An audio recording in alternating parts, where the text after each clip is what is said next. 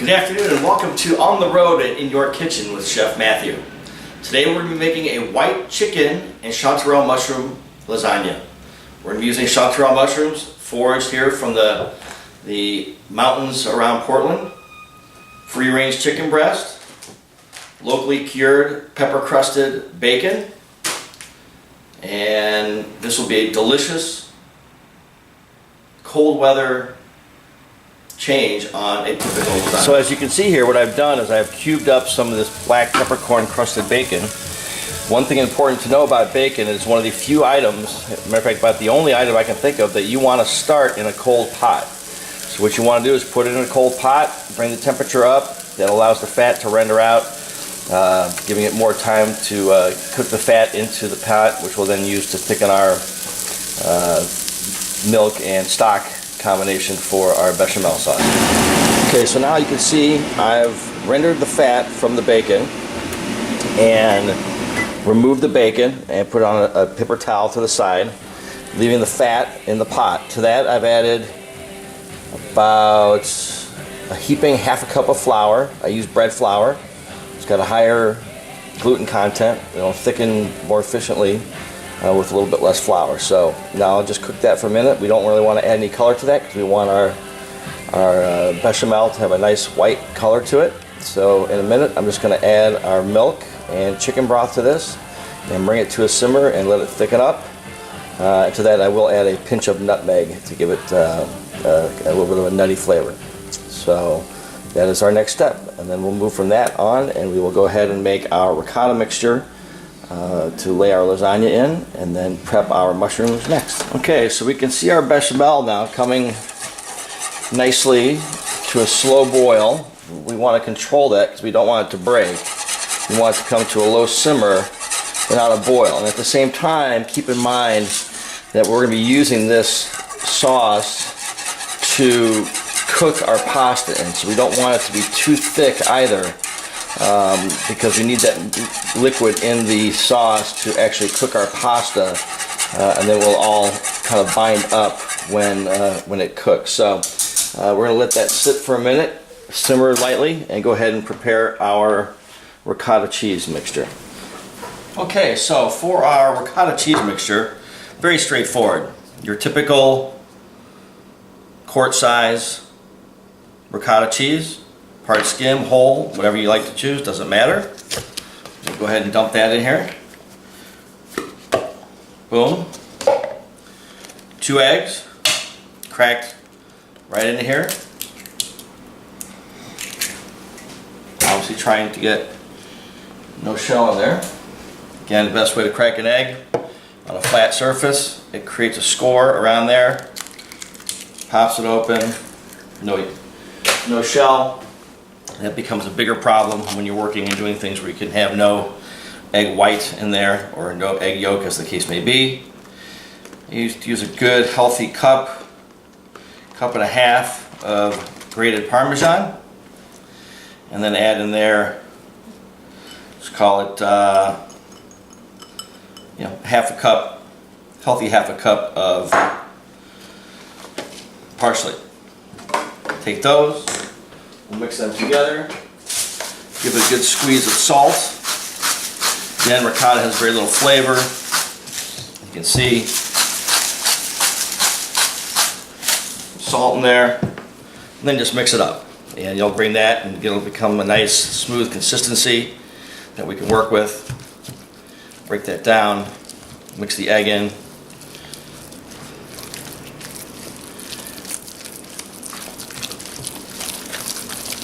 Like that. Okay?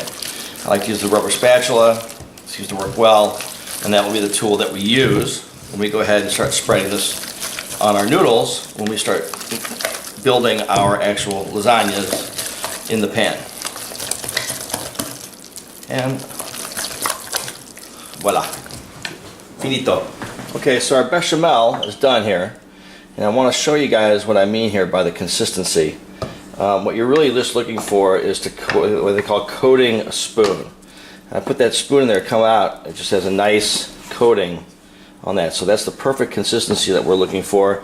Not too thin, not too thick. It will thicken up it'll cook our noodles nicely, and at the same time it will thicken up as it cooks and provide us with a nice moist finished product. Okay, so now we're going to start working with our chanterelle mushrooms. Again, these I bought today at the store. Absolutely beautiful specimens, foraged from the mountains around here, around Oregon, Washington State. An absolute plethora of accessibility and quantities of all kinds of wild mushrooms. Chanterelles are one of my favorites. Something else I want to point out to you guys is we're going to saute these, reduce them, get the moisture out of them, and then we're going to add some garlic to that. The garlic that I'm using is called pink garlic, and if you can see it here up close, it's got a beautiful kind of a rose purplish hue to it. This was given to me by a friend of mine, Pat Hammond, up in upstate Washington, where she basically bartered for this at a swap market for food products. But look how beautiful the color is on that outside. The meat itself, like you can see here, is, if you could call a garlic clove juicy, this would be a juicy garlic clove, filled with oils, just incredible flavor and scent. So when we can find these little extra things that we can pick up from the areas that we're in, again, you know, on the road and in your kitchen is all about finding products, produce, ingredients that we have accessible in the areas that we live and around our homes, and using them in our food. So again, when working with mushrooms, you really never ever want to bring them in contact with water. They already have a tremendous amount of moisture in them. The great thing about wild mushrooms is obviously they're not cooked in any kind of animalness, if you will. So we really don't need to be concerned about, your only concern you're looking for is just any kind of little dirt or leaf matter. Again, these are very clean, and just with a very light brushing you'll see there's a very slight skin that kind of comes off.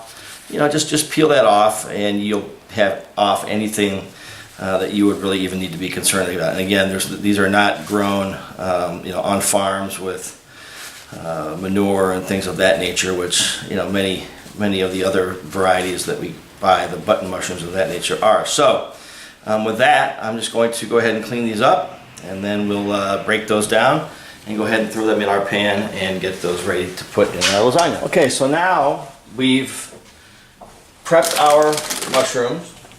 As you can see here, I haven't cut them into too small pieces. We still want them to look like mushrooms. Again, these are these locally foraged, beautiful chanterelle mushrooms. One of my absolute favorite. And in the Pacific Northwest, I paid $12.99 a pound today. I've seen them as low as $10.99, and I've heard rumors that they can get as low as $7.99 in a really good bumper crop season. In Chicago, just to give you an idea, you can go to Whole Foods and probably get them for about $30 to $40 a pound. So quite a delicacy. In addition to that, we're going to have our garlic that we're going to add to there. A little bit of marjoram or thyme. I don't have any thyme right now. No pun intended. And then we're going to deglaze the pan here with a little bit of sherry, California sherry, which will give it a real nice flavor. And then we'll fold back in our pepper crusted bacon that we've already gone ahead and rendered the fat and used that.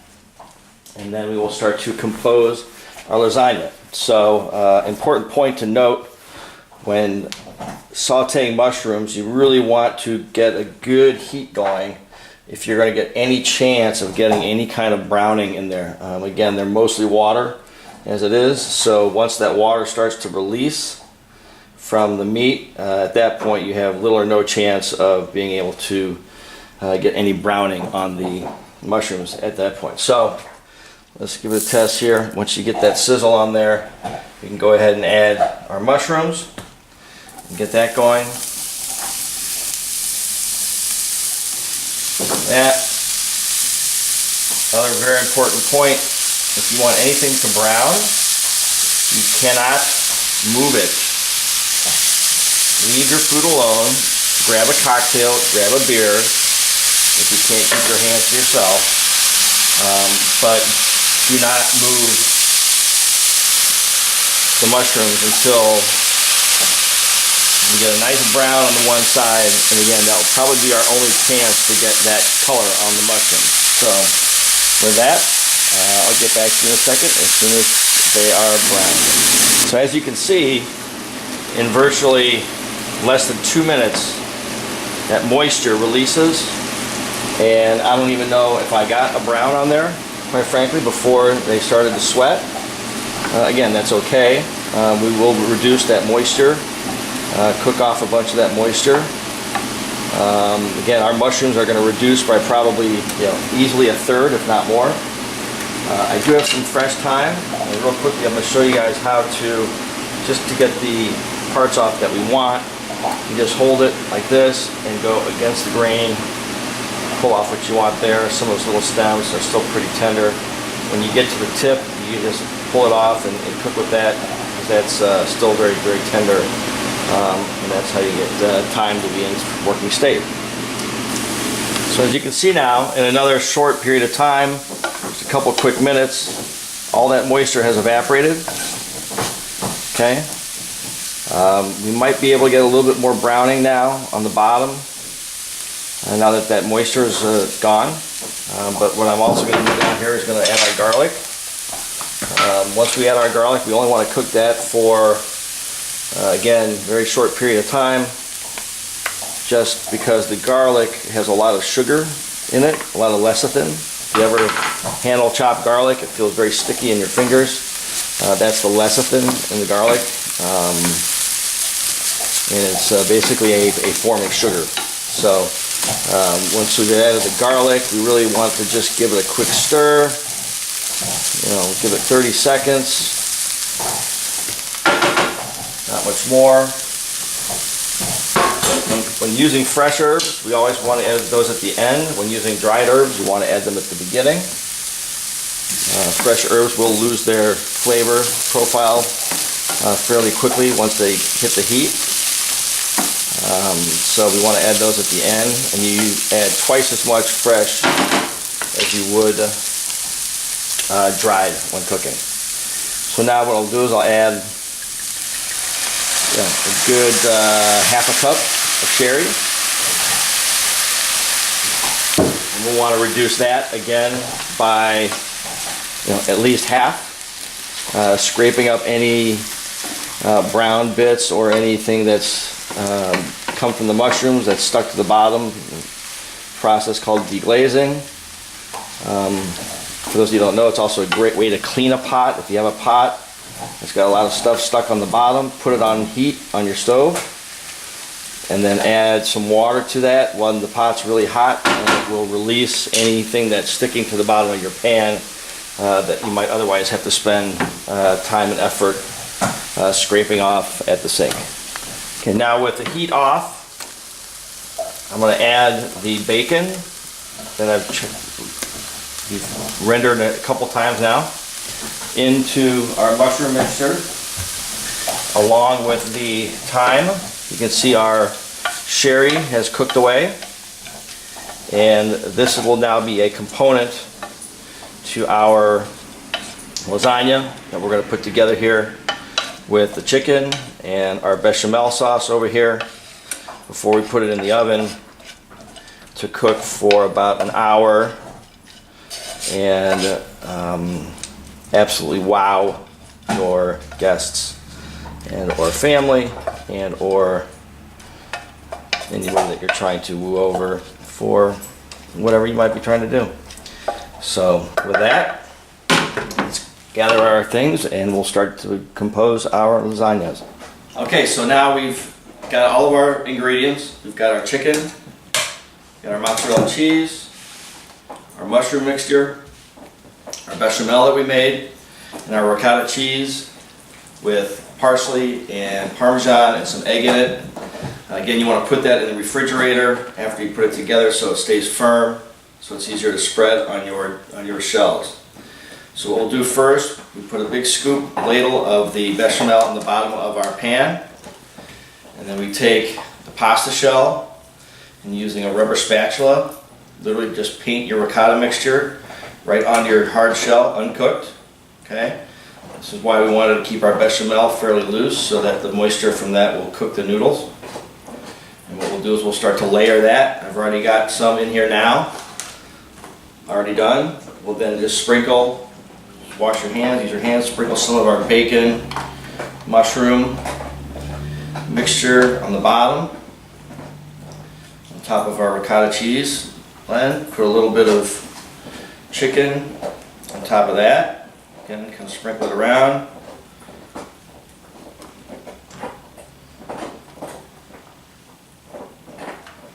And then we'll add just another light sprinkle of Parmesan on top of that. We don't go too heavy, we want to have more fine layers and any real thick layers. And then what I like to do then is we'll add just another drizzle of our bechamel over that.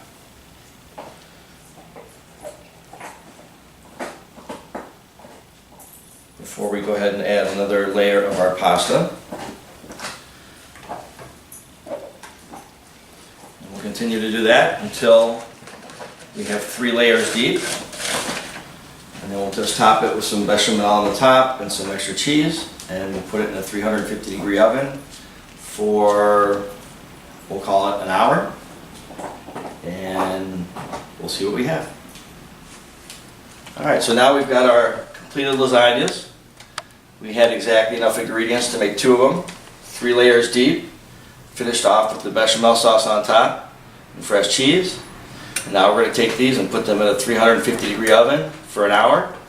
Again, that extra bechamel is going to cook the pasta and get it nice and finished without being too firm or too runny. And I'll show you guys what it looks like when it's done. So here's one of our lasagnas that just came out. It came out at an hour. As you can see, it's just slightly brown on the outside, still fairly white around. And the reason I did this is because I'm going to want to reheat this again tomorrow at a different location, and I don't want to be overdone by the time I cook it at that point. So I pulled it out just a little bit early so I can put it in tomorrow, warm it up, and let it brown one more time. Our other one is still in the oven, another about 15 minutes, and we'll take that one out in a minute. Okay, there's the final product. Pre-tasting.